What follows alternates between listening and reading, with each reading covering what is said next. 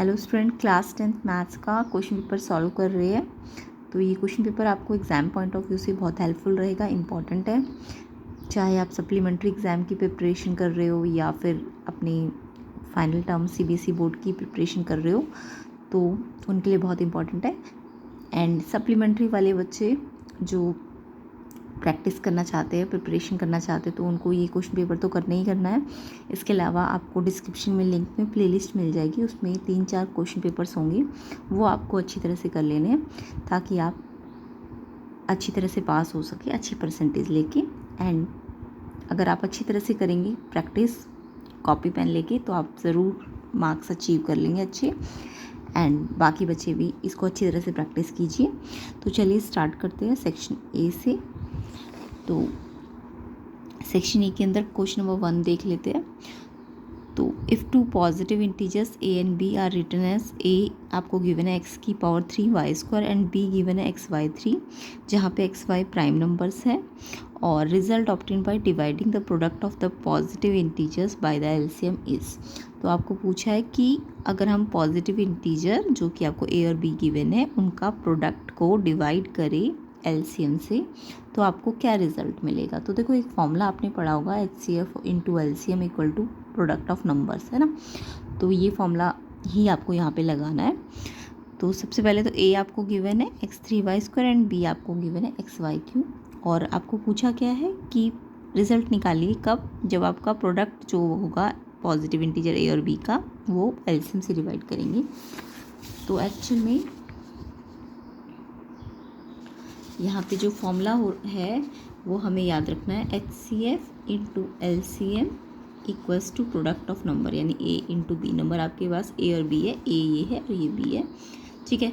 अगर आपको बोला है कि नंबर्स के प्रोडक्ट को एलसीएम से डिवाइड करें, है ना, तो देखो नंबर के प्रोडक्ट को अगर मैं एलसीएम मतलब ये यहाँ से यहाँ चला गया डिवाइड में, तो यानी आपको क्या पूछा है, इनडायरेक्ट वे में आपसे HCF पूछा है। क्या पूछा है? HCF, क्योंकि ये A इंटू बी का प्रोडक्ट को एलसीएम से डिवाइड करने पे क्या मिलेगा, HCF ही तो मिलेगा।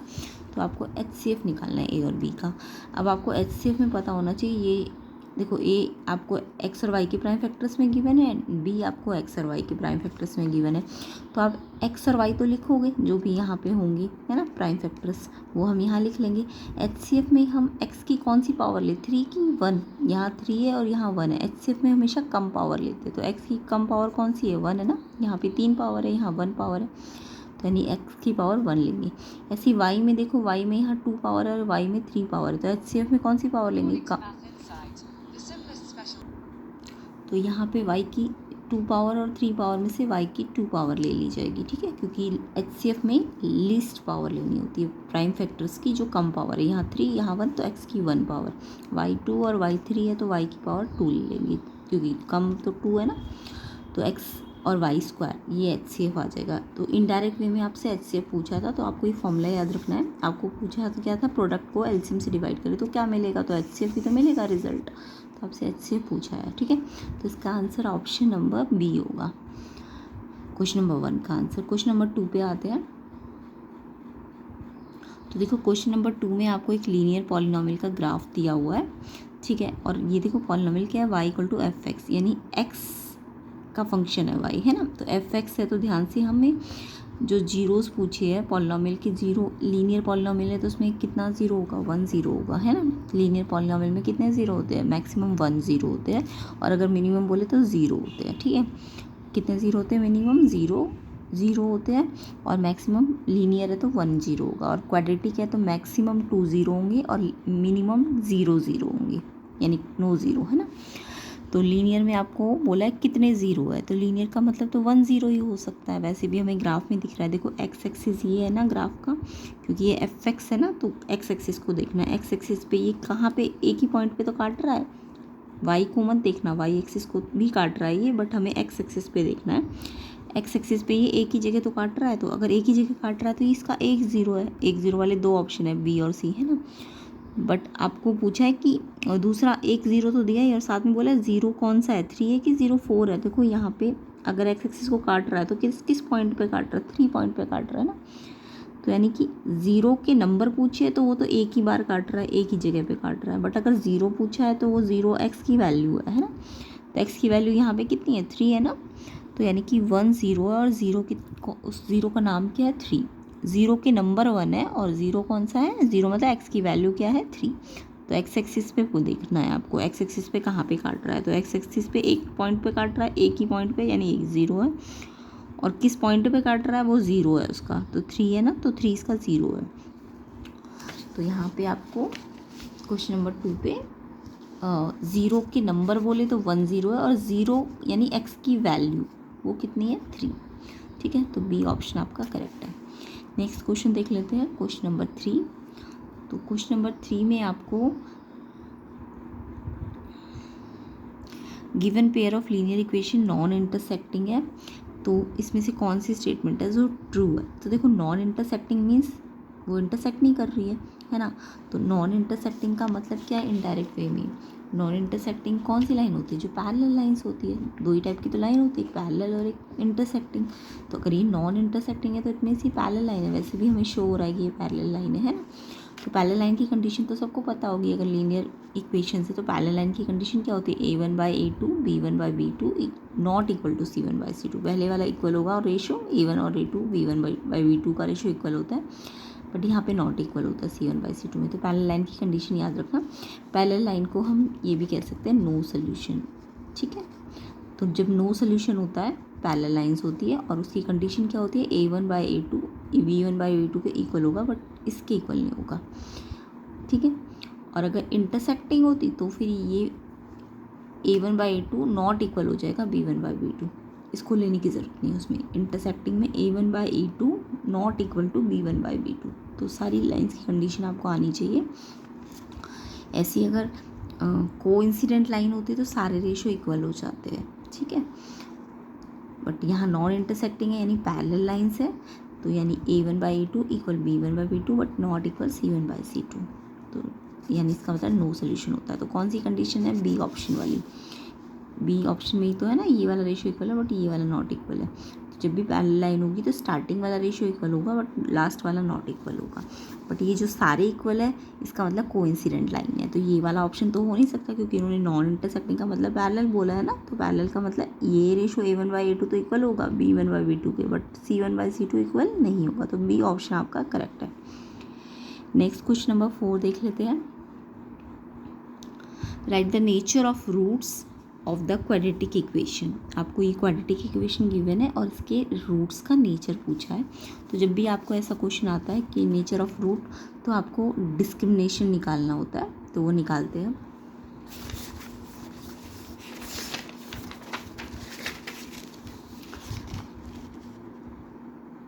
तो देखिए ये आपको क्वाड्रेटिक इक्वेशन गिवन है।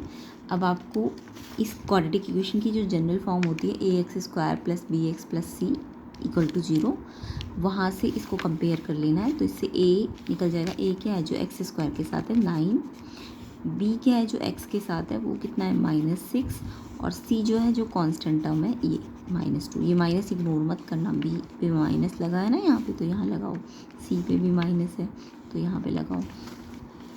अब आप डिस्क्रिमिनेशन से ही नेचर ऑफ रूट निकाल सकते हो। तो डी निकालने का तरीका होता है b² - 4ac, ये फॉर्मूला याद कर लेना नेचर ऑफ रूट के लिए।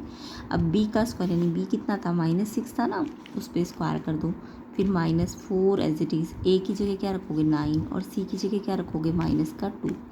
अब इसे सॉल्व कर लो, 6 का स्क्वायर यानी 36 और 2 बार माइनस है तो प्लस हो जाएगा, है ना।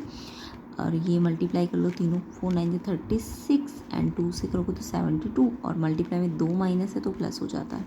अब ये प्लस ये भी प्लस, तो प्लस प्लस प्लस कर दो, 6 2 8 3 7 10, यानी डिस्क्रिमिनेशन आपका 108 आ रहा है। अगर ये डिस्क्रिमिनेंट बोलते हैं इसको, डिस्क्रिमिनेंट आपका 108 है तो डी पॉजिटिव है ना, यानी कि पॉजिटिव है, 0 से बड़ा है ना, पॉजिटिव है। तो जब डिस्क्रिमिनेंट आपका पॉजिटिव होता है तो उसका मतलब 2 डिस्टिंक्ट रियल रूट्स होते हैं। कैसे 2 डिस्टिंक्ट रियल रूट, क्योंकि क्वाड्रेटिक है ना, क्वाड्रेटिक में कितने मैक्सिमम 0 हो सकते हैं 2, और अगर डी पॉजिटिव आ रहा है आपका तो आपके 2 डिस्टिंक्ट रियल रूट, डिस्टिंक्ट होता है अलग अलग, एक अल्फा होगा और एक बीटा होगा, है ना, और रियल रूट्स होंगे। अच्छा, अगर ये डी 0 आ जाता, बाई चांस अगर डी 0 हो जाता तो हम बोलते हैं 2 इक्वल रियल रूट्स। जब डी 0 हो तो 2 इक्वल रियल रूट्स होते हैं। और अगर डी आपका डिस्क्रिमिनेंट आप निकालोगे और अगर वो लेस देन जीरो आ जाए, लेस देन जीरो का मतलब नेगेटिव आ जाए, डिस्क्रिमिनेंट आपका नेगेटिव आ जाए, तो आप बोलोगे no real root, no real root. तो ऐसे करके आप नेचर ऑफ रूट बता सकते हो, ठीक है। तो आपको ये कंडीशन नहीं है क्वेश्चन में तो डी आपका पॉजिटिव आया ना, तो डी पॉजिटिव का मतलब टू डिस्टिंक्ट रियल रूट, मतलब टू रूट्स है, रियल रूट्स है बट डिस्टिंक्ट है, मतलब अलग अलग है। बट अगर डी ज़ीरो आ जाता ना तो टू रियल रूट होते बट इक्वल होते, दोनों अल्फा और बीटा इक्वल होते, ठीक है।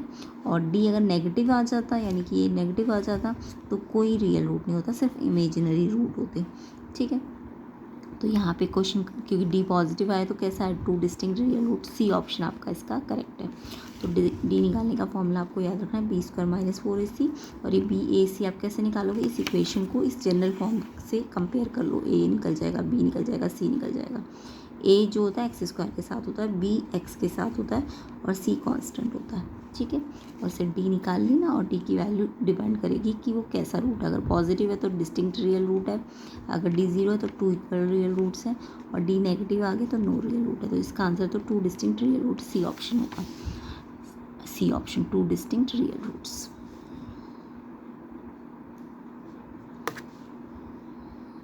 नेक्स्ट क्वेश्चन देख लेते हैं। Two APs have the same common difference.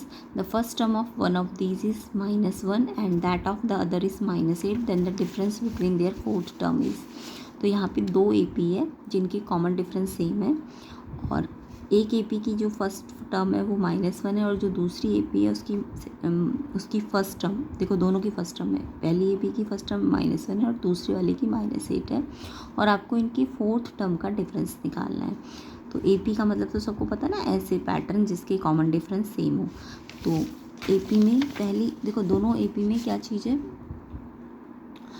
दोनों AP के D सेम है, ठीक है। D क्या है, सेम है, क्वेश्चन में बोल रखा है D डिफरेंस जो है दोनों के सेम है, दो अलग अलग AP है उनके D सेम है। तो पहली AP का फर्स्ट टर्म -1 है और दूसरी AP का फर्स्ट टर्म कैपिटल ले लो, उसका -8 बोला है क्वेश्चन में, और इनकी ना पहली AP की फोर्थ टर्म में से दूसरी AP की फोर्थ टर्म माइनस करनी है। तो इसमें मैंने फर्स्ट टर्म के लिए स्मॉल ए यूज़ किया और यहाँ पे कैपिटल ए, तो इसलिए फोर्थ टर्म के लिए A4 स्मॉल वाला ले लिया, और इसके लिए इसका फोर्थ टर्म A कैपिटल ले लिया 4। अब इसका A4 AP में फॉर्मूला आपको पता होगा टर्म निकालने का, अगर यहाँ A4 है ना तो A + 3D होता है, ये तो सबको आता होगा। फोर्थ टर्म है अगर AP की तो यहाँ पे 3D होगा, अगर यहाँ फिफ्थ टर्म होती तो 4D हो जाता, A + 4D, और अगर यहाँ सिक्स्थ टर्म होती तो A + 5D, यानी जो टर्म होती है ना उसमें से एक D कम, मतलब 4 है तो यहाँ 3D हो जाएगा, 5 है तो 4D हो जाएगा। तो सबको आता होगा fourth term formula A + 3D। अब यहाँ पे क्योंकि पहली AP तो इसकी A को हमने स्मॉल ए लिया है ना, और यहाँ तो 3D, बट सेकेंड वाली AP की जब फोर्थ टर्म करेंगे तो फॉर्मूला तो वही है कि फोर्थ टर्म है तो A + 3D, इसमें A, लेकिन इसका A कौन सा वाला, ये वाला है ना, बट D तो इसका भी वही है जो इसका A है, इसका D है, तो इसमें हमने 3D स्मॉल वाला लिया, तो इसमें भी हम 3D स्मॉल वाला ही लेंगे। टर्म का तो फॉर्मूला यही है, फोर्थ टर्म है तो A + 3D, बट इसका A कैपिटल A है, बट D इसका इसके जैसा ही है, ठीक है। अब आप माइनस करोगे तो अंदर के साइन क्या हो जाएंगे, चेंज हो जाएंगे। उसके बाद आपको दिख रहा है प्लस का 3D और माइनस का 3D, ये कैंसिल हो सकता है क्योंकि D आपके सेम है क्वेश्चन में, है ना। तो ये प्लस का और ये माइनस का इसलिए कैंसिल हो गया, बट ये डिफरेंट है तो ये कैंसिल नहीं होगा। तो A क्या है आपका, इस वाले का फर्स्ट टर्म -1 है एंड ये माइनस फॉर्मूले का, और ये A कितना है, ये भी माइनस में है तो इसको भी माइनस में लिख दो, ये माइनस का फॉर्मूला वाला लगाना है। अब इसमें भी माइनस है तो यहाँ ब्रैकेट लगा दिया। अब -1 और ये माइनस माइनस क्या हो जाएगा, प्लस, और फिर इंटीजर सॉल्व कर लो, माइनस प्लस माइनस करते हैं और साइन जो होता है बड़े का लगता है, ये बड़ा है ना तो इसका साइन लग जाएगा, तो 7 इसका आंसर है। अच्छा, ऐसा क्वेश्चन जब भी होगा ना, इस दो AP की पहली टर्म सेम है बट पहली टर्म डिफरेंट है बट डिफरेंस सेम है, तो आपको चाहे फोर्थ टर्म का बोले डिफरेंस, या 10th टर्म का बोले, या 1000 टर्म का बोले, ये याद कर लेना, वो हमेशा क्या होगा, A - A, ये फॉर्मूला ही याद रख लेना। कोई भी टर्म का, इस पहली AP की nth टर्म कोई भी नंबर वाली टर्म और दूसरे AP की कैपिटल A लेना। तो जब भी ऐसी कंडीशन हो कि दोनों के A तो डिफरेंट हो बट D सेम हो, तो ये जो कोई भी टर्म का आप डिफरेंस निकालो, चाहे 10th टर्म का निकालो दोनों का, चाहे 100 टर्म का निकालो, चाहे 1000 टर्म का निकालो, वो हमेशा क्या आएगा, इस के वाली फर्स्ट टर्म पहले वाले की माइनस दूसरे वाले की फर्स्ट टर्म। तो ये फॉर्मूला होता है, इसको आप याद कर लेना, ठीक है। तो ये हमेशा 4th ही नहीं बल्कि 10th भी निकालते, 100 भी निकालते, 1000 टर्म का डिफरेंस भी निकालते, तो यही आंसर आता 7, ठीक है। तो इसका आंसर क्या है 7C ऑप्शन आपका इसका करेक्ट है। तो किस किस को ये क्वेश्चन समझ आया कमेंट करके बताइएगा। और हाँ, प्लेलिस्ट मैं आपको बोल रही हूँ डिस्क्रिप्शन में मिलेगी आपको, तो उस प्लेलिस्ट को ज़रूर करिए ताकि आपके मार्क्स अच्छे आ जाए। तो उसमें 3 से 4 क्वेश्चन पेपर होंगे, उनको आपको अच्छी तरह से कर लेना है, ठीक है। तो आपके फाइनल टर्म के एग्ज़ाम दे रहे हो या फिर मेनली आज जो सप्लीमेंट्री एग्ज़ाम चल रहे हैं उनकी आपकी प्रैक्टिस हो जाएगी अच्छी तरह से और आप अच्छा मार्क्स अचीव कर लोगे। तो इस वीडियो को तो देखना ही है, देखना प्लेलिस्ट वाली जितनी भी वीडियोस होंगी उन्हें आपको अच्छी तरह से प्रैक्टिस करना है कॉपी पेन के साथ, ठीक है। क्वेश्चन नंबर 6 पे आते हैं। Find the ratio in which the line segment joining 2, -3 and 5, 6 is divided by x axis. Ratio निकालना है आपको। अगर ये एक लाइन है जो ए और बी पॉइंट है, एंड लगा तो ये ए है और ये बी है, और ये लाइन जो है एक पॉइंट है जो एक्स एक्सिस पे है उसको डिवाइड कर, मतलब वो पॉइंट एक्स एक्सिस पे है जो इस लाइन को डिवाइड कर रहा है, और किस रेशियो में डिवाइड कर रहा है वो रेशियो आपको निकालना है। तो देखिए इस क्वेश्चन में आपको जब भी रेशियो वाला क्वेश्चन होता है और रेशियो निकालना होता है तो आप रेशियो को तो K/1 मान लिया करो जब भी रेशियो निकालना होगा। अब आपको ये एंड वाले पॉइंट, एंड लिखा है ना, तो यानी कि ये वाला पॉइंट भी दिया और ये वाला पॉइंट भी दिया लिखा है, और एक पॉइंट जो इस लाइन को डिवाइड कर रहा है उस वो एक्स एक्सिस पे। तो जब भी एक्स एक्सिस पे कोई पॉइंट होता है ना तो उसके कोऑर्डिनेट याद कर लेना, x,0 होते हैं, ये याद करना। अगर एक्स एक्सिस का पॉइंट बोला है तो वो पॉइंट होगा x,0, और अगर वो पॉइंट आपको एक्स एक्सिस पे ना बोल के वाई एक्सिस पे बोलेंगे तो उसको भी आप याद कर लेना। वाई एक्सिस का पॉइंट होता है x0 होता है और वाई, तो एक्स एक्सिस बोलेंगे तो x0 लिया करो, और जब वाई एक्सिस बोले तो उसमें x0 होता है और वाई कुछ पॉइंट होता है, ठीक है। तो हमें एक्स एक्सिस बोला तो हम ये जो लाइन, इस लाइन को एक पॉइंट है जो एक्स एक्सिस पे है, यानी उसके कोऑर्डिनेट क्या होंगे x,0, और वो इस लाइन को किस रेशियो में बांट रहा है, रेशियो आपको निकालना है तो K/1 मान लो। अब जब भी रेशियो वाला क्वेश्चन होगा या तो आपको निकालना होगा रेशियो या दिया होगा तो आपको सेक्शन फॉर्मूला यूज़ करना होता है। तो यहाँ पे सेक्शन फॉर्मूला, अगर ये देखो, ये जो अंदर पॉइंट होता है ना इसके कोऑर्डिनेट XY होते हैं, ये याद रखना। और ये जो साइड्स में पॉइंट होते हैं जिनमें बीच में एंड लगा होता है, एंड जब भी लगा होगा ना यानी ये पॉइंट एंड, यहाँ पे एक पॉइंट यहाँ पे होता है, तो ये वाला कोऑर्डिनेट x1 y1 हो जाएगा और ये वाला कोऑर्डिनेट x2 y2 हो जाएगा। तो अगर आपको ये वाला x निकालना है ना तो सेक्शन फॉर्मूला क्या कहता है, ये जो रेशियो है ना m1 है और एक है m2, ये याद रखना। तो m1 तो इस जब x पॉइंट निकाल रही हो तो m1 तो x2 से मल्टीप्लाई होगा, ये याद रखना। x निकाल रहे हो ना ये वाला x, तो m1 x2 से मल्टीप्लाई होगा, ऐसे क्रॉस करके m1 x2 से और m2 x1 से, m1 x2 से और m2 x1 से, एंड नीचे m1 और m2 का प्लस। ऐसे ही y पॉइंट, ये वाला y पॉइंट निकलेगा, ये याद करना सेक्शन फॉर्मूला। y पॉइंट कैसे निकलता है, m1 तो y2 से मल्टीप्लाई होगा ऐसे क्रॉस करके, और m2 y1 से, तो m1 y2 से और m2 y1 से, ठीक है, y1 से। अब आपको पॉइंट्स रख लेने हैं। m1 मैंने क्या लेट किया k, और m2 क्या लेट किया 1, तो m1 तो k है, k को तो इसके x से 5 से मल्टीप्लाई कर दो, प्लस m2 कितना है 1 है, 1 को इसके 2 से मल्टीप्लाई कर दो, ऐसे क्रॉस में ले जाना। x निकाल रहे हो तो x के साथ क्रॉस में, इसका इसके साथ, इसका इसके साथ, पहले मल्टीप्लाई करना और फिर प्लस करना है। तो k तो 5 से मल्टीप्लाई हो गया और 1 2 से मल्टीप्लाई हो गया, और प्लस, और नीचे m1 और m2 यानी प्लस में ले आऊँगे k और 1 को। सेम ऐसी y वाला पॉइंट अभी बताया था मैंने, m1 यानी k तो इसके y2 से मल्टीप्लाई हो जाएगा, और 1 जो है इसके y1 से मल्टीप्लाई हो जाएगा, -3 है तो ब्रैकेट में लगा देना, मल्टीप्लाई है बीच में, और फिर यहाँ प्लस हो जाएगा, पहले मल्टीप्लाई होगा फिर प्लस होगा, ऐसे नीचे तो m1 m2 यानी दोनों रेशियो प्लस में आ जाएंगे। अब देखो यहाँ तो x कोऑर्डिनेट x है ना, तो ये k इस साइड से तो निकलेगा नहीं, क्योंकि ना तो x, k और x दो एक साथ तो आप निकाल नहीं सकते हो, बट यहाँ पे y कितना दिया हुआ है, एक्स एक्सिस में y 0 दिया है, तो यहाँ 0 रख दिया हमने। तो यहाँ से आप k निकाल सकते हो। तो ये तो 6k हो जाएगा और 1 3 जा 3 माइनस का हो जाएगा, मल्टीप्लाई करो तो एक माइनस माइनस लग जाता है। और ये पूरा फ्रैक्शन में ना, तो फ्रैक्शन में आपको पता है जब ये फ्रैक्शन हो, ये फ्रैक्शन तो क्रॉस मल्टीप्लाई कर देते हो, तो ये पूरा तो 1 से मल्टीप्लाई होकर यही आ जाएगा। और ये पूरा कहाँ, इससे मल्टीप्लाई 0 से होगा तो 0 बन जाएगा। जब भी कोई चीज़ 0 से मल्टीप्लाई होगी तो 0 बन जाएगी। अब 6k तो यही रहेगा, -3 साइड जाके प्लस हो जाएगा, क्योंकि k वाला अपनी जगह, नंबर वाला इधर भेज दो, माइनस है तो प्लस हो जाएगा। फिर k निकालना है आपको, तो ये 6 मल्टीप्लाई में जो है ये डिवाइड में चला जाएगा। पहले माइनस नंबर प्लस में जाएगा और फिर k के साथ जो मल्टीप्लाई में है वो डिवाइड में आ जाएगा। अब 3 और 6, 3 1 जा 3 2 जा 1/2। तो k आपका रेशो क्या था, k रेशो 1 था ना, k रेशो 1, तो 1 तो लेने की ज़रूरत नहीं है, तो रेशो क्या आ जाएगा 1/2। तो यहाँ से अगर आपको x ये कोऑर्डिनेट निकालना होता है पूरा p कोऑर्डिनेट, तो आप k की जो वैल्यू आएगी ना ये 1/2 वो यहाँ पे रख देना, जहाँ जहाँ k होगा, तो x कोऑर्डिनेट भी आपका निकल जाएगा। और x यहाँ रख दोगे तो x0 p पॉइंट आपका आ जाएगा, है ना। तो अगर आपको p पॉइंट भी निकालना होता जो कि x एक्सिस पे था, तो आप k की वैल्यू ना इसमें रख देना यहाँ पे, और से x आ जाएगा, और x0 पॉइंट है p निकल जाएगा, ठीक है। तो अभी तो आपको जस्ट रेशो पूछा है, तो रेशो आपका इस साइड से निकला, क्योंकि इस साइड से y आपका 0 था ना। बट अगर y एक्सिस वाला क्वेश्चन होता 0y, तो x 0 होता यहाँ पे, तो k इस साइड से निकलता और y फिर k की वैल्यू रख के निकलता, ठीक है। तो अभी तो आपको x एक्सिस बोला है, तो y साइड से निकल जाएगा k की वैल्यू। तो कितनी आई 1/2, तो 1/2 इसका आंसर है ए ऑप्शन। नेक्स्ट क्वेश्चन देखते हैं, 7th question. XY is 5 unit from the origin, how many such points lie in the third quadrant.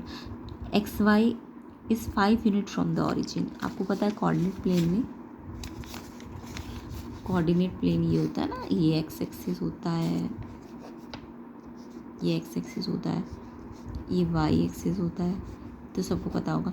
ये फर्स्ट क्वाड्रेंट होता है, ये सेकंड क्वाड्रेंट होता है, ये थर्ड क्वाड्रेंट होता है, और ये वाला फोर्थ क्वाड्रेंट होता है। आपको बोला कि ये ऑरिजिन मतलब 0 0, ऑरिजिन से 5 डिस्टेंस, ऑरिजिन से 5 यूनिट, ऑरिजिन से 5 यूनिट, और कौन से क्वाड्रेंट में, थर्ड क्वाड्रेंट पे। ऐसे कितने पॉइंट लाई करेंगे, तो देखो ऑरिजिन से थर्ड क्वाड्रेंट पे, थर्ड क्वाड्रेंट तो ये वाला है ना, तो थर्ड क्वाड्रेंट पे मैं अगर कोई पॉइंट यहाँ पे लेती हूँ, और अगर वो यहाँ से यहाँ तक डिस्टेंस फॉर्मूला लगाऊंगा और वो 5 आ रहा है, तो ज़रूर तो ना सिर्फ वही पॉइंट 5 यूनिट आएगा, कोई दूसरा पॉइंट भी तो 5 यूनिट आ सकता है। मान लो वो पॉइंट यहाँ आ गया, मान लो वो पॉइंट यहाँ आ गया, यहाँ से इस पॉइंट का डिस्टेंस भी 5 आ सकता है, इस पॉइंट का डिस्टेंस भी 5 आ सकता है, इस पॉइंट का डिस्टेंस भी। तो ऐसे तो बहुत सारे पॉइंट है जो ऑरिजिन से क्या बना रहे हो, कितने डिस्टेंस पे होंगे, 5 यूनिट डिस्टेंस पे होंगे, है कि नहीं। यानी कि ये सारे पॉइंट मिलके आपको दिख रहा है ना, एक क्वाड्रेंट बना देंगे, थर्ड क्वाड्रेंट बन जाएगा ना, ये क्वाड्रेंट बन जाएगा। ये पूरे पॉइंट्स के जो ये लोकस होंगे, ये सारे पॉइंट्स के, ये सारे पॉइंट अगर 5 मीटर डिस्टेंस पे ऑरिजिन से, तो ऐसे तो बहुत सारे पॉइंट हो सकते हैं जो 5 यूनिट डिस्टेंस पे होंगे। एक सेक्टर के अंदर जितने भी इसकी बाउंड्री पे पॉइंट होते हैं वो सेम डिस्टेंस पे तो होते हैं फिक्स पॉइंट से। और अगर ये कोई क्वाड्रेंट की कंडीशन नहीं रखते तो यहाँ भी बहुत सारे पॉइंट आ जाते, 5 जो इस पॉइंट से ऑरिजिन से कितने डिस्टेंस पे होते, 5 पे, वो एक सर्कल बना देते, क्योंकि सर्कल आपको पता है ना, एक फिक्स पॉइंट से उसके जितने भी सर्कमफ्रेंस होते हैं उसके सारे पॉइंट, यहाँ से सबका डिस्टेंस क्या होता है, सेम ही तो होता है। रेडियस सेंटर से इक्वल डिस्टेंस पे तो होती है सारी।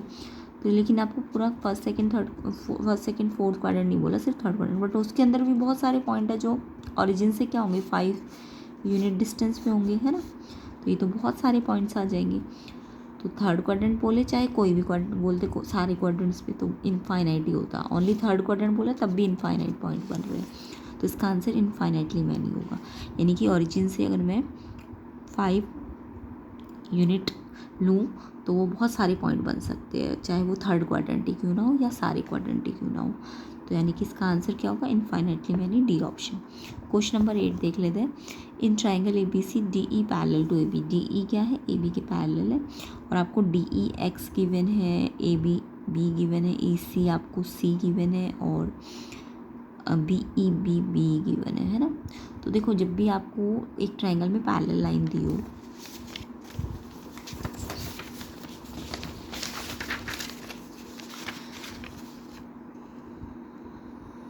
तो ये ट्रायंगल है आपका ए बी सी, इसमें D E line A B के पैरेलल है और ये आपको ए बी ए गिवन है, एक्स गिवन है, ये बी ई बी गिवन है और ई सी सी गिवन है।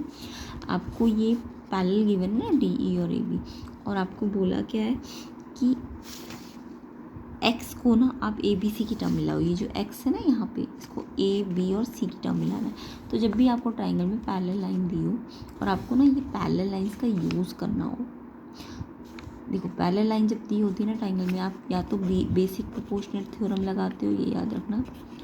इसमें भी साइड्स के रेशियो क्या हो जाते हैं, इक्वल हो जाते हैं, यानी कि ई सी अपॉन, अगर ये लाइन पैरेलल है तो E C upon E B, C D upon D A, ये बी पी टी होता है बेसिक प्रोपोर्शनल थ्योरम।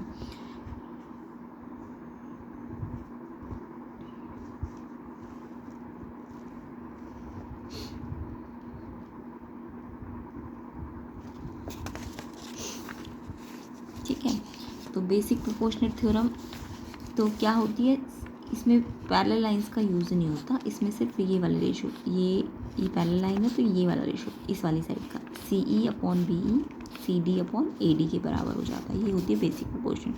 बट आपको क्योंकि क्वेश्चन में एक्स और ए का यूज़ करना है ना, तो आपको यानी पैरेलल लाइंस का यूज़ करना है, तो आप बेसिक प्रोपोर्शनल थ्योरम नहीं लगाओगे, आप सिमिलर ट्राइंगल थ्योरम लगाओगे, सिमिलर ट्राइंगल थ्योरम। तो वो क्या कहती है कि ये अगर लाइंस पैरेलल है ना, तो आपका ये छोटा वाला ट्राइंगल ना बड़े वाले ट्राइंगल के क्या हो जाएगा, सिमिलर हो जाएगा। रीज़न क्या है, देखो ये लाइन अगर इसके पैरेलल है और ये एंगल मैं मान रही हूँ 1 और ये 2 और ये 3 ये 4, तो 1 2 के इक्वल हो जाएगा, क्योंकि पैरेलल लाइन कैसे एंगल बना रही है, ये लाइन के ऊपर और ये भी लाइन के ऊपर, ये कॉरस्पॉन्डिंग एंगल होता है। ऐसे 3 4 के इक्वल कॉरस्पॉन्डिंग एंगल इक्वल हो जाएंगे।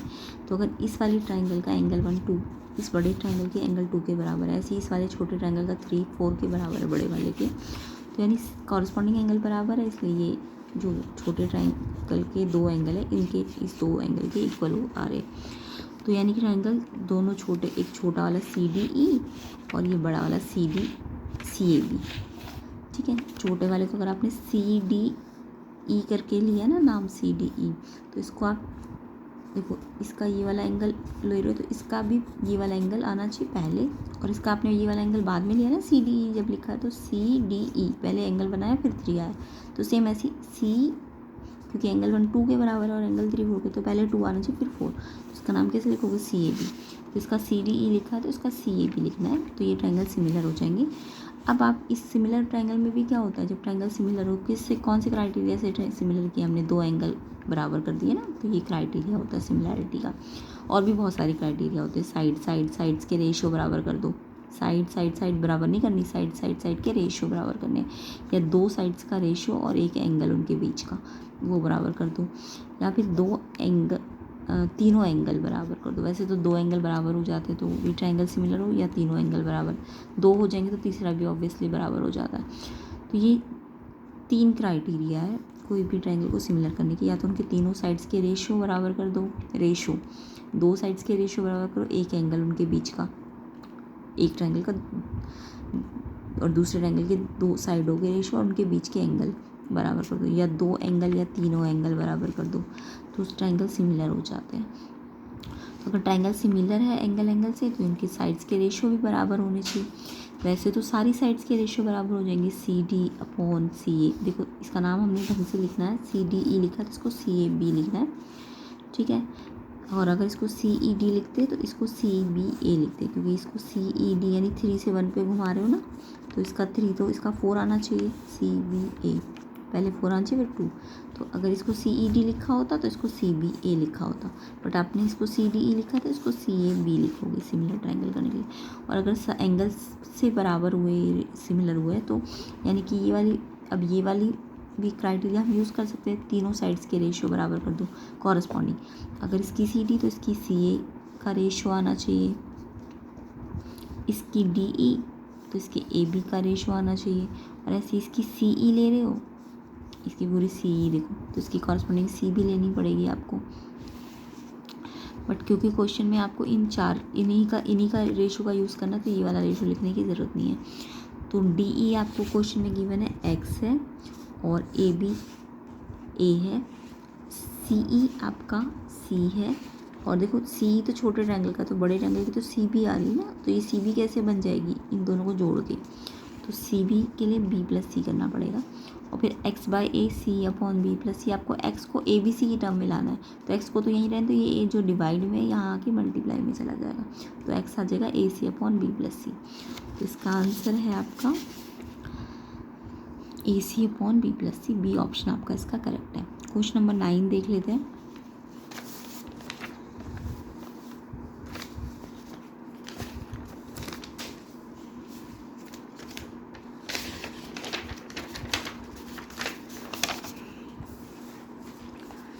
तो देखिए क्वेश्चन नंबर 9 में आपको O is a centre of triangle circle, O क्या है,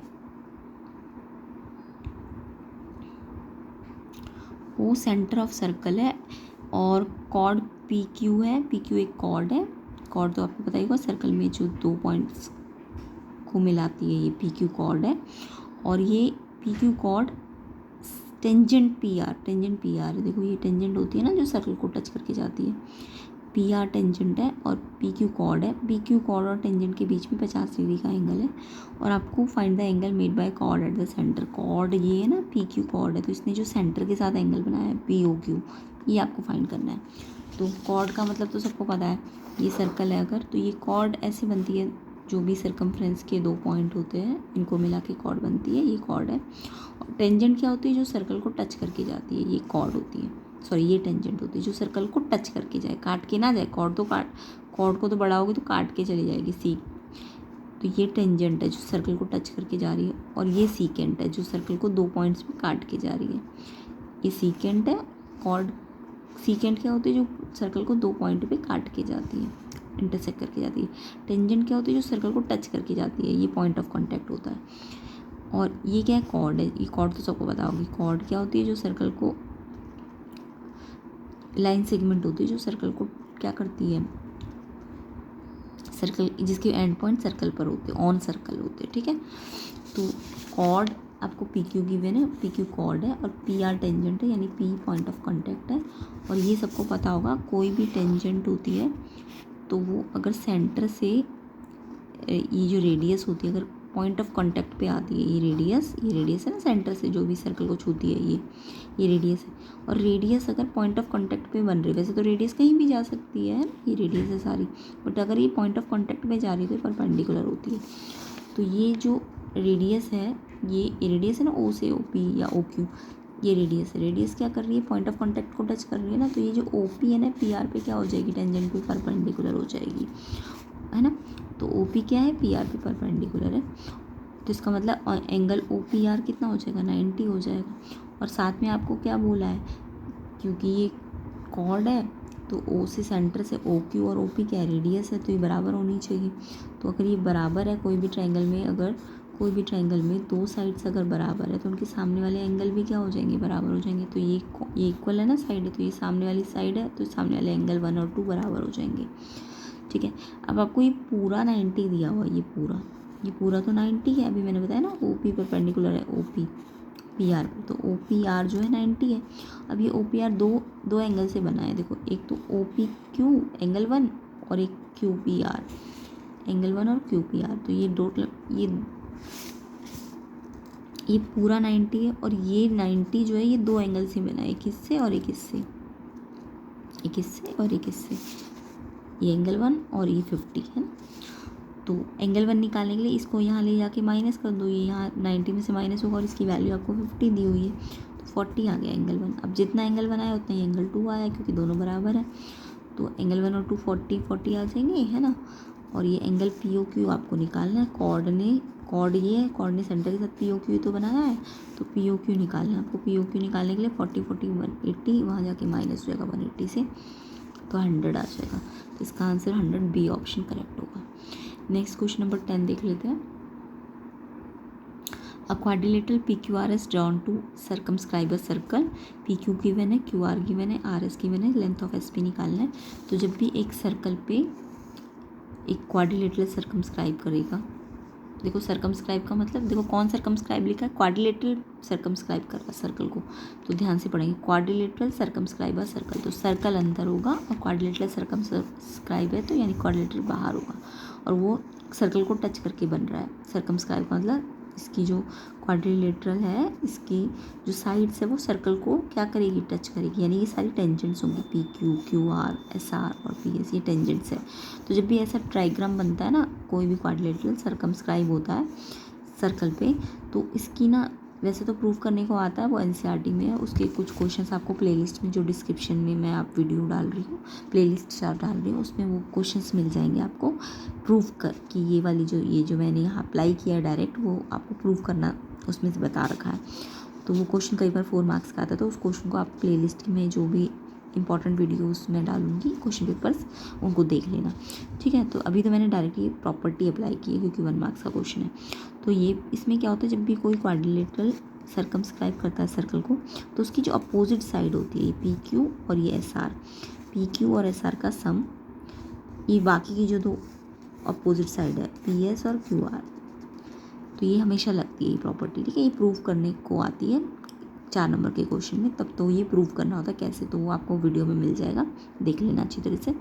बट यहाँ पे डायरेक्ट अप्लाई करना है, P Q opposite side S R के सम लेना है, और ऐसे इन 2 अपोजिट साइड का सम लेना है, और ये बराबर होता है। अब आपको ये सारी साइड्स में से 3 पता है और चौथी आपको ये वाली निकालनी है। तो पी क्यू आपको दी हुई है 12, आर एस भी आपको दी हुई है 14 एंड पी एस आपको निकालनी है, और क्यू आर आपको 15 दी है। पी एस निकालनी है तो ये 15 को यहाँ ला के माइनस कर देना, तो पहले प्लस कर दो और फिर ये लग के माइनस कर दो, तो 26 माइनस 15 11 सेंटीमीटर इसका आंसर आ जाएगा। क्वेश्चन नंबर 10 का आंसर 11 सेंटीमीटर, डी ऑप्शन आपका करेक्ट होगा। क्वेश्चन नंबर 11 देखिए, साइन थीटा आपको ए बाई गिवन बी गिवन है एंड कॉस थीटा आपको निकालना है। तो इस टाइप के क्वेश्चन में आपको साइन थीटा गिवन है ए बाई बी, ठीक है। साइन थीटा सबको पता होगा, ये एक राइट एंगल ट्राइंगल है। अगर यहाँ मैं थीटा ले रही हूँ, जहाँ थीटा होता है ना, जिस साइड में वो बेस होता है, ये परपेंडिकुलर होता है, ये हाइपोटेन्यूज होता है, ये 90 डिग्री है ना, तो हाइपोटेन्यूज तो हमेशा 90 के अपोजिट होता है, और ये यहाँ पे एंगल है थीटा, तो ये बेस होगा और ये परपेंडिकुलर होगा, हाइपोटेन्यूज हमेशा 90 के अपोजिट होगा।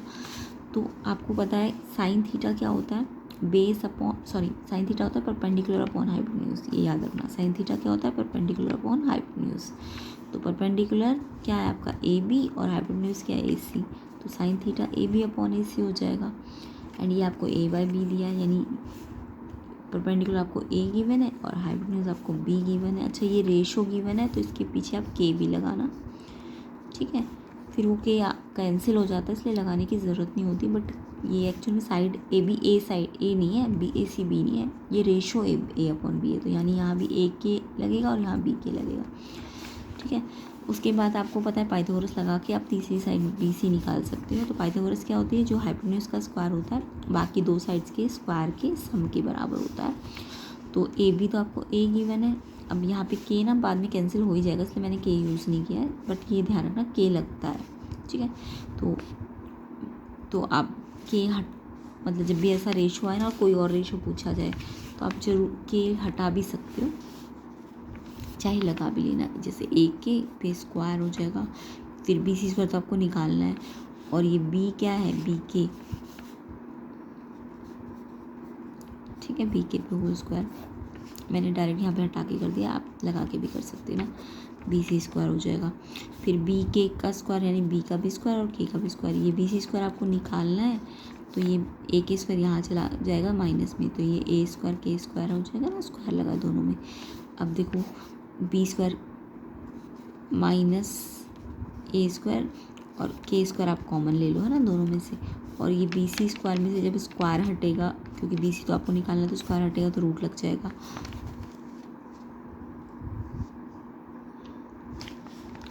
इसके बाद ये इनटू में के स्क्वायर है, तो स्क्वायर जब भी रूट में हो और इनटू में हो तो वो पेयर में से एक के बाहर आ जाएगा, ठीक है, और अंदर क्या बचेगा, B square minus A square. तो वैसे जो बी सी आया मेरा, वो B square minus A square का रूट और साथ में के स्क्वायर में से के बाहर आ गए रूट में से, ठीक है।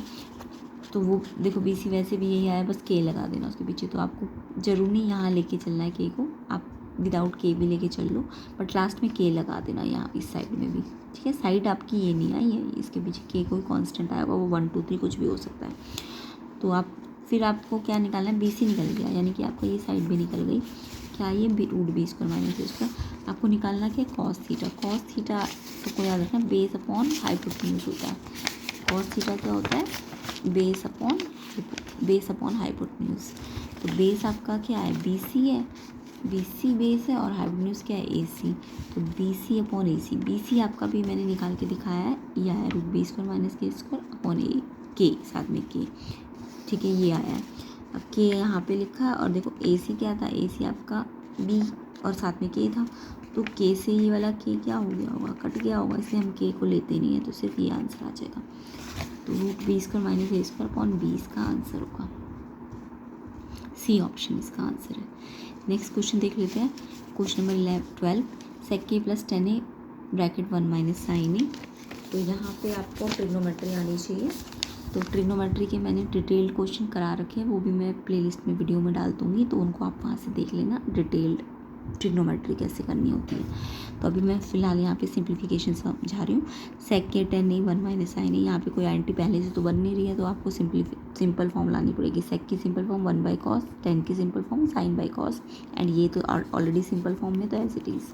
अब देखो एलसीएम लेना पड़ेगा, कॉस एक दोनों में है ना एक बार, तो एक ही बार एलसीएम में आ जाएंगी, दोनों में एक एक बार है, क्योंकि अब जब नीचे सेम आ जाता है, एलसीएम सेम होता है, तो ऊपर भी एज इट इज़ आ जाता है, ये तो सबको पता होगा।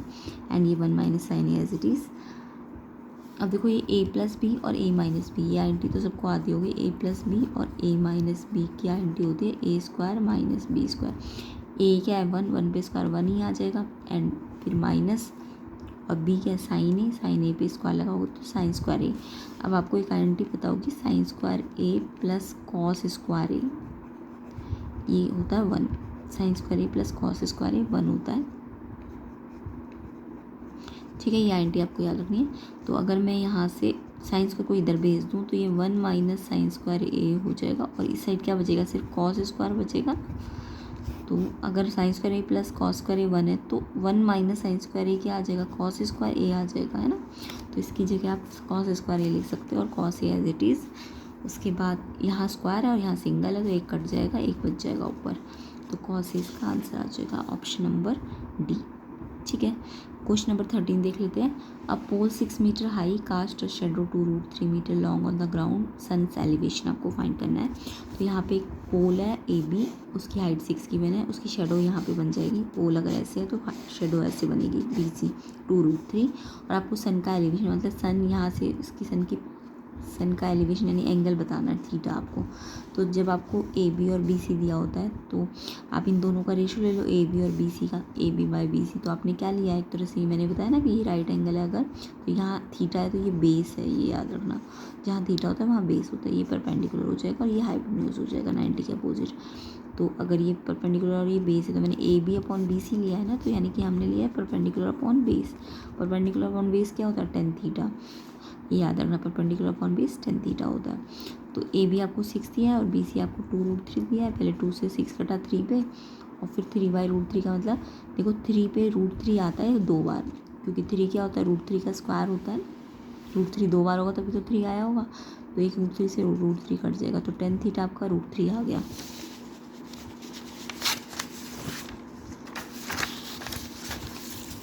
अब अगर 10 थीटा आपका रूट 3 है, तो आप सोचो यहाँ 10 थीटा है, तो इसको भी 10 थीटा में चेंज करो। 10 थीटा कब होता है, रूट 3, जब 1060 होता है, टेबल से याद करना।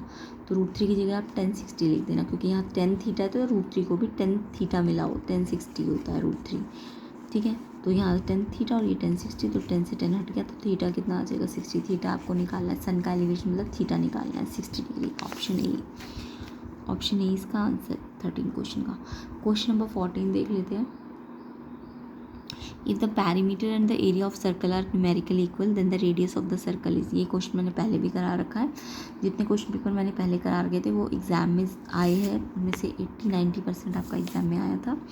बाकी कोई बात नहीं, अगर जिन बच्चों का एग्ज़ाम अच्छा नहीं गया था, तो अगर उनकी कंपार्टमेंट आ गई है, सप्लीमेंट्री आ गई है, तो आपको ये क्वेश्चन पेपर जो प्लेलिस्ट के अंदर है वो अच्छी तरह से कर लेने हैं, ठीक है। और जो फाइनल टर्म की नए ईयर में प्रिपरेशन कर रहे हैं, उनको तो करना ही है ये सैम्पल पेपर।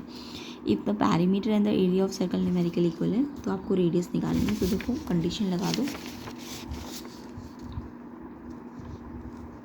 पेरीमीटर सर्कल का 2πr होता है। पेरीमीटर का मतलब सर्कमफ्रेंस है सर्कल की, ठीक है। और ये पेरीमीटर एरिया ऑफ सर्कल के इक्वल है। पेरीमीटर का फॉर्मूला 2πr और एरिया ऑफ सर्कल होता है πr²। पाई मल्टीप्लाई में ना, और यहाँ भी मल्टीप्लाई में तो कट सकता है, कट कैंसिल कर दो।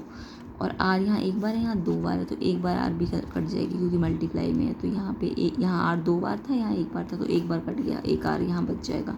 अब आर यहीं रहेगा, ये 2 बचा, तो आर कितना आ जाएगा 2। तो जब भी ऐसा हो कि पेरीमीटर सर्कल का एरिया के बराबर हो तो एक्चुअल में ये जो रेडियस होती है वो 2 के ही बराबर आती है हमेशा।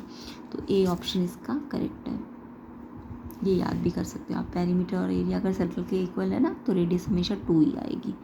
Question number 15, it is propose to build a single circular park equal in area to the sum of area of 2 circular park of diameter 16 and 12 in locality the radius of the new park. ये question भी मैंने करा रखा है आपको previous question papers में, तो वहाँ से भी आप जाके चेक कर लेना, अदरवाइज़ मैं यहाँ कराई रही हूँ। एक पार्क है जिसका एरिया बाकी 2 सर्कुलर पार्क के एरिया के बराबर है, यानी कि एक बड़ा पार्क बनाने जा रहे हैं जिसका एरिया बाकी 2 सर्कल्स के एरिया 1 और एरिया 2 के सम के बराबर है। ये कंडीशन लगानी है।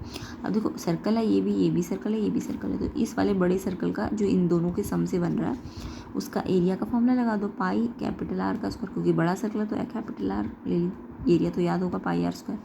छोटे वाले सर्कल का पाई, इसकी रेडियस को r1 मान लो, πr1², और दूसरा एरिया πr2², इसकी रेडियस को r2 मान लिया। अब देखो r1 आप कैसे निकालोगे, इनके तो डायमीटर गिवन है ना आपको, तो रेडियस 1 16/2 आधा कर दो, जब भी रेडियस निकालनी हो तो आधा करो, 2 से डिवाइड, तो 16 का हाफ कर दो 8, और दूसरा डायमीटर 12 है तो ये दूसरी रेडियस आ जाएगी 12/2 यानी 6।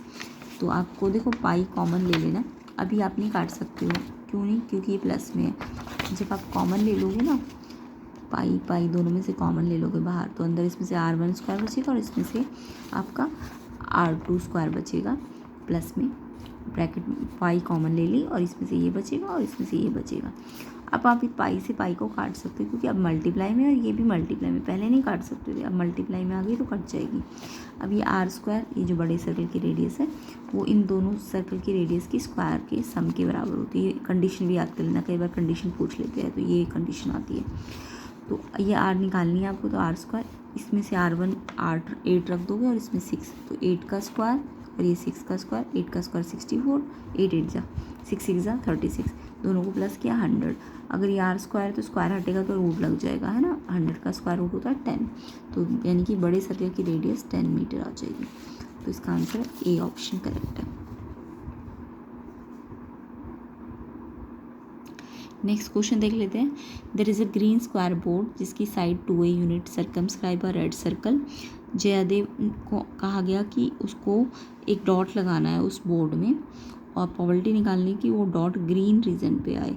तो देखो जो पूरा स्क्वायर बोर्ड है वो ग्रीन कलर का था, बट उसमें हमने क्या किया, एक रेड सर्कल, जो स्क्वायर बोर्ड है ना वो सर्कमस्क्राइब कर रहा है सर्कल को, तो यानी जब स्क्वायर बोर्ड सर्कमस्क्राइब कर रहा है ना तो स्क्वायर बोर्ड बाहर होगा और सर्कल उसके अंदर होगा, ठीक है। तो ये तो मैंने अभी बताया भी था ना, सर्कमस्क्राइब कौन कर रहा है, स्क्वायर बोर्ड सर्कल को, तो यानी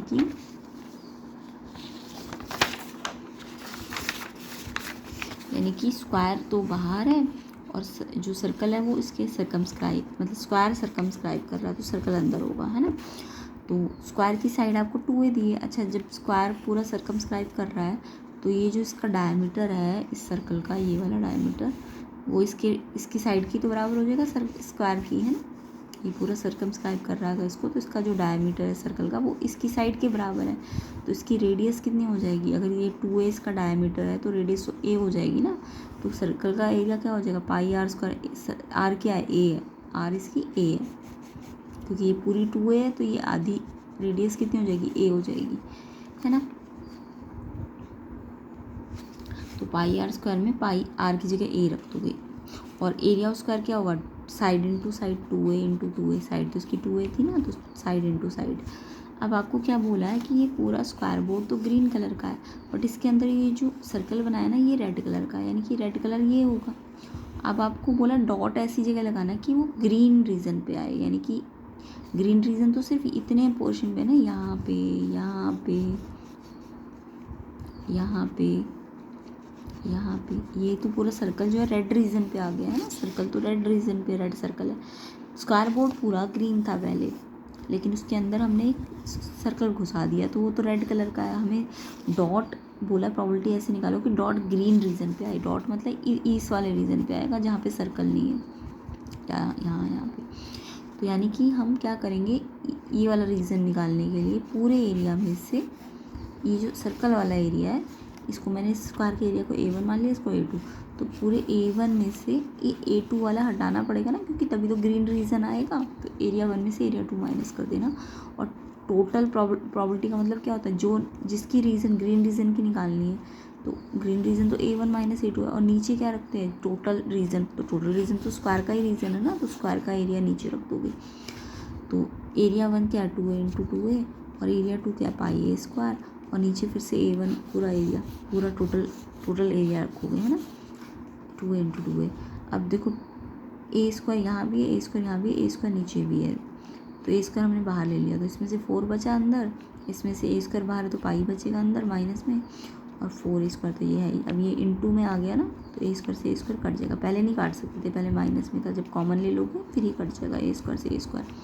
तो 4 माइनस पाई अपॉन 4, इसका आंसर होगा बी ऑप्शन, बिल्कुल करेक्ट होगा। क्वेश्चन नंबर 17 देख लेते हैं। 2 कार्ड है हर्ट और 4 कार्ड है स्पेड्स की, missing from A pack of 52 card. वो क्या किए हैं, मिस हो गए हैं 52 कार्ड में से। प्रॉपर्टी निकालो ब्लैक कार्ड निकालने के लिए रिमेनिंग पैक में से। तो देखो रिमेनिंग कितने बचेंगे, अगर 2 और 4 6 अगर मिस हो गया तो 52 में से 6 तो पहले हटा दो। तो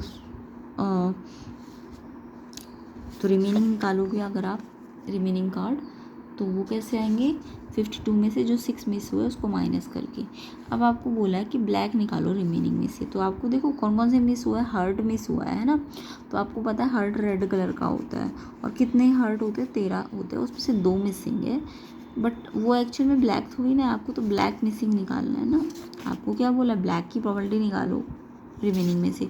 तो हर्ट तो वैसे तो 2 मिस हुए हैं, बट वो क्योंकि ब्लैक होते ही नहीं, और हमें ब्लैक की बोली है प्रॉपर्टी रिमेनिंग में से। तो टोटल तो हम 46 ही रखेंगे, क्योंकि प्रॉपर्टी में नीचे क्या होता है, टोटल है ना, नीचे क्या होता है टोटल प्रॉपर्टी के फॉर्मूले में, और ऊपर होते हैं नंबर जो हमें फेवरेबल चाहिए होते हैं, नंबर ऑफ फेवरेबल आउटकम। ठीक है, नंबर ऑफ फेवरेबल आउटकम।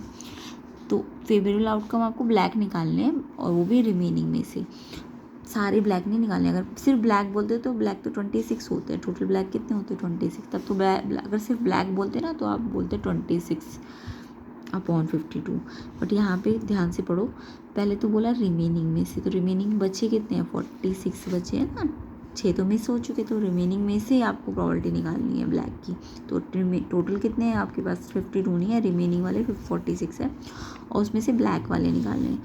तो देखो यहाँ हर्ट है, हर्ट तो मिस हुआ है ना, तो बट हर्ट तो रेड कलर का होता, तो वो तो ब्लैक होगा ही नहीं, तो वो तो लेने की हमें ज़रूरत ही नहीं है ना। हाँ, स्पेड ब्लैक कलर के होते हैं, और कितने स्पेड होते हैं, वो भी 13 होते हैं। अब उस 13 में से ना, अगर 13 में से 4 मिस हुए हैं स्पेड, 4 स्पेड क्या हुए, मिस हुए हैं, तो यानी कि 4 ब्लैक कार्ड मिस हो चुके हैं। इसके 2 क्यों नहीं लिए, क्योंकि ये रेड थे, हमें तो ब्लैक लेने थे ना, तो रेड वाले इसके नहीं लेने, ये 2। अगर ये भी ब्लैक होते ना तो ये 2 भी हम क्या कर देते, यहाँ माइनस कर देते, क्योंकि टोटल 26 ब्लैक है, जिसमें से 4 स्पेड वाले ब्लैक मिस हो चुके हैं, क्योंकि स्पेड 13 ब्लैक कलर के ही होते हैं, और उसमें से 13 मिस नहीं हुए, 4 ही मिस हुए हैं। ठीक है, तो टोटल ब्लैक कार्ड 26 है, जिसमें से 4 स्पेड वाले ब्लैक जो है मिस हो गए हैं। तो ब्लैक फ्रॉम रिमेनिंग निकालना है, तो टोटल ब्लैक 26, उसमें से 4 मिस है, तो उसको माइनस करना पड़ेगा, क्योंकि रिमेनिंग में से बोला है। तो 26 माइनस 4, ये 2 माइनस इसलिए नहीं किया क्योंकि रेड कलर का था, तो सिर्फ 26 में से 4 माइनस करें, क्योंकि टोटल ब्लैक 26 होता है, उसमें से 4 मिस स्पेड वाले हो गए, तो 22/46। तो ये इसका आंसर होगा, बी ऑप्शन इसका करेक्ट है। क्वेश्चन नंबर 18 देखो, ये भी मैंने आपको जो प्लेलिस्ट में वीडियोस है इसलिए कह रही हूँ बार बार, आप वो वीडियो ज़रूर कर लेना, बहुत सारे इंपॉर्टेंट क्वेश्चन है उसके अंदर, तो डिस्क्रिप्शन में आपको मिल जाएगी। अदरवाइज़ आप प्लेलिस्ट पेज पे जाइए, वहाँ पे आपको 10th क्लास की 12th क्लास की प्लेलिस्ट मिल जाएगी। ठीक है, क्वेश्चन पेपर्स की एंड रिवीजन प्रैक्टिस की। Find the upper limit of the model class from the given distribution. आपको मॉडल क्लास की अपर लिमिट निकालनी। पहले तो आपको दिख रहा है बिलो 140, बिलो 145, बिलो 150 है, तो इसको आप नॉर्मल जो फ्रीक्वेंसी डिस्ट्रीब्यूशन टेबल होता है उसमें अरेंज कर लीजिए। तो देखो ये बिलो 140 है और बिलो 145 है, तो 140 से बिलो यानी 140 और 140 से बिलो का मतलब इसकी आपको हायर अपर लिमिट दी हुई है, आपको पीछे वाली लिमिट बतानी पड़ेगी। तो आपको दिख रहा है ना 5 का डिफरेंस आ रहा है, तो आप बिलो 140 का मतलब बिलो 140 का मतलब 135 से 140 लिखोगे। फिर बिलो 145 का मतलब क्या हो जाएगा, 140 से 145। बिलो 150 यानी 150 और उससे कम 145, 155 से कम। तो ऐसे करके बिलो को आपको नॉर्मल फ्रिक्वेंसीज़ में फ्रिक्वेंसी डिस्ट्रीब्यूशन में लाना, क्लास इंटरवल में। तो जब भी बिलो बोले, ये बिलो 140 है तो 140 और उससे कम, फिर 145 उससे कम। ठीक है, और अगर अबव 140 होता तो 140 पहले आ जाता और 145 यहाँ आ जाता। तो ध्यान रखना, बिलो बोला ना तो 140 अपर लिमिट दी हुई है आपको, बिलो में अपर लिमिट दी होती है तो लोअर लिमिट आपको खुद बनानी पड़ती है। ठीक है, ये नॉर्मल में आपने चेंज कर दिया। अच्छा, ये जब बिलो वाले होते हैं ना तो यहाँ पे ये फ्रीक्वेंसी नहीं होती, ध्यान रखना। नंबर ऑफ गर्ल तो दिया, नंबर मतलब आप फ्रीक्वेंसी समझ लोगे, ये फ्रीक्वेंसी नहीं है। जब भी बिलो या अबव वाला क्वेश्चन होता है, ये वाला टेबल, तो ये आपको क्यूमुलेटिव फ्रीक्वेंसी दी होती है। तो क्यूमुलेटिव फ्रीक्वेंसी आपको दी हुई है 4, 11,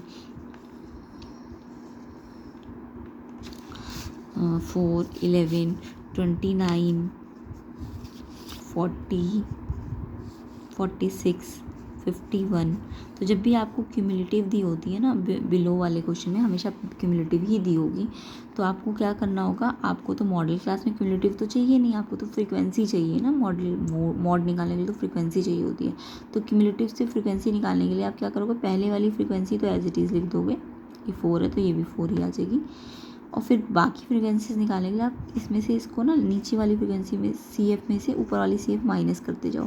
तो 11 - 4 7, फिर 29 - 11 18, फिर 40 - 29 कर दो तो 11, फिर 46 - 40 कर दो तो 6, और 51 - 46 कर दोगे तो 5। और जब आप इनका टोटल करके देखोगे ना तो ये 51 इसके लास्ट वाले 51 से मैच करना चाहिए। ठीक है, तो जब भी आपको CF से F निकालनी होगी तो आप क्या करोगे, पहले वाली एज इट इज़, और बाकी कैसे निकालोगे, नीचे वाले में से ऊपर वाला माइनस ऐसे। तो ये 11 - 4 7 आ जाएगा, फिर ये ऐसे, तो ऐसे कर करके आप माइनस कर करके निकालोगे तो F आ जाएगा। ठीक है, और F से CF निकालना भी मैंने आपको सिखा रखा है, वो आप वीडियोस को देखिए, डिस्क्रिप्शन में जो प्लेलिस्ट में है उसमें मैंने F से CF, मीडियन कैसे निकाली जाती है, मीन कैसे निकाला जाता है, सब सिखा रखा है। तो अभी आपको मैंने क्या बताया कि ये वाला जो क्यूमुलेटिव वाला फ्रिक्वेंसी टेबल होता है तो आपको नॉर्मल वाले में लाना होता है, और मॉडल क्लास निकालने के लिए ना आपको हाईएस्ट फ्रिक्वेंसी पे जाना पड़ता है और उसके सामने वाली क्लास इंटरवल लेनी पड़ती है।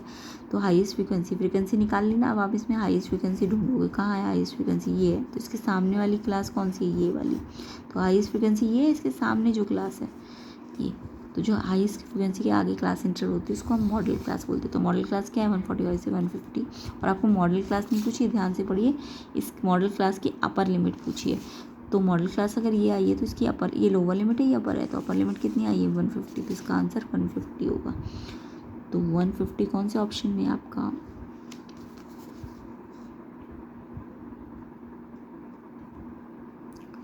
वन 150 आपका ऑप्शन डी में है, तो ऑप्शन डी इसका आंसर है। ठीक है, ऑप्शन डी। नेक्स्ट क्वेश्चन देखते हैं, एजर्शन रीजन है। तो देखो स्टेटमेंट है एजर्शन वाली, total surface area of the top is sum of the curved surface area of hemisphere and the curved surface area of cone. तो यस, ये true है।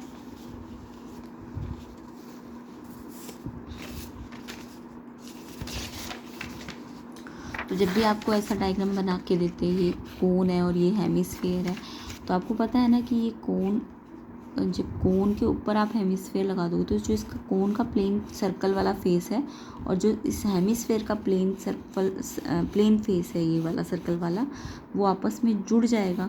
तो ये वाला तो आप लोगे नहीं, फिर ये वाले फेसेस थोड़ी ना लोगे, क्योंकि वो तो जुड़ गए। आपको तो सिर्फ उसका जो टीएस से निकल रहा है टॉप का, वो सिर्फ इसका कर्ड दिखाई देगा और इसका भी कर्ड दिखाई देगा। तो जब भी कोई दो शेप से जो एक टोटल शेप बनती है, उनका अगर मुझे टीएस से निकालना हो तो मैं ये प्लेन फेसेस जो जुड़े हुए हैं उनको नहीं लूँगी। यानी कि ये इसका पूरा टीएस से मत लेना इसका, क्योंकि ये वाला फेस तो इस वाले फेस के साथ जुड़ गया है प्लेन फेस के साथ। तो सिर्फ कोन का भी सीएस से लोगे कर्व्ड सरफेस, और इस हेमिस्फेयर का भी कर्व्ड सरफेस लोगे।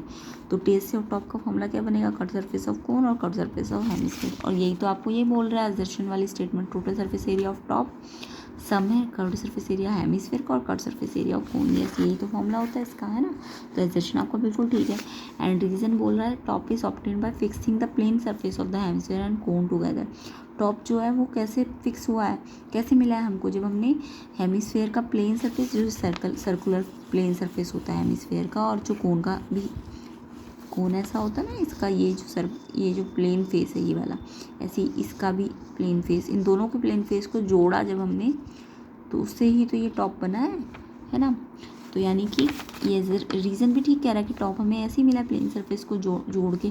और एक्चुअल में इनको प्लेन सरफेस को जब हमने जोड़ा हेमिस्फेयर और कोन के टुगेदर, तभी तो हमने टीएस से निकाला टॉप का। तो हमने इन प्लेन सरफेस को नहीं गिना, हमने सिर्फ इनके सीएस से को ही गिना। तो एक्चुअल में स्टेटमेंट रीज़न वाली करेक्ट भी है और एक्चुअल में एक्सप्लेन भी कर रही है असर्शन को कि क्यों ये कर्व्ड सरफेस लिए गए, क्योंकि प्लेन सरफेस जुड़ गए थे ना। तो असर्शन भी ठीक है, रीज़न भी ठीक है और एक्सप्लेनेशन भी ठीक है। जब तीनों चीज़ें सही होती है, असर्शन भी, रीज़न भी और रीज़न भी करेक्ट होता है, तो असर्शन, तो आंसर ए ऑप्शन होता है। तो इसका आंसर क्या होगा? A option. नेक्स्ट देखो क्वेश्चन नंबर 20। आपको एक सीक्वेंस दी हुई है और पूछा क्या ये एपी है। इन्होंने बोला ये एपी है, तो आप चेक करो कि क्या ये एपी है। तो जब भी कोई सीक्वेंस एपी चेक करनी होती है तो आपको ये पता है ये A1 होता है फर्स्ट टर्म, ये सेकंड टर्म, ये थर्ड टर्म, ये फोर्थ टर्म। तो आपको अगर चेक करना है कि एपी है कि नहीं, तो आप इसका डिफरेंस दो बार निकालो, एक बार यहाँ से और एक बार यहाँ से। तो पहले डिफरेंस निकालो A2 में से A1 को माइनस करके, और फिर डिफरेंस निकालो A3 में से A2 को माइनस करके, यानी कॉन्जिक्यूटिव टर्म्स को माइनस किया करो। जैसे इसमें से इसको माइनस कर लो, इसमें से इसको या इसमें से इसको, ठीक है। कॉन्जिक्यूटिव टर्म्स का माइनस करके जो आएगा वो डिफरेंस होगा। तो A2 माइनस A1 यानी A2 ये है आपका -5/2, और इसमें से माइनस देखो ये फॉर्मूले का, और इसमें भी माइनस है, वो ब्रैकेट में लग जाएगा। अब दो माइनस माइनस प्लस हो जाएंगे, और फिर ये फ्रैक्शन है ना और ये नहीं है फ्रैक्शन, तो इसके नीचे 1 लगा देना, एलसीएम ले लेना। 2 और 1 का 2 आएगा।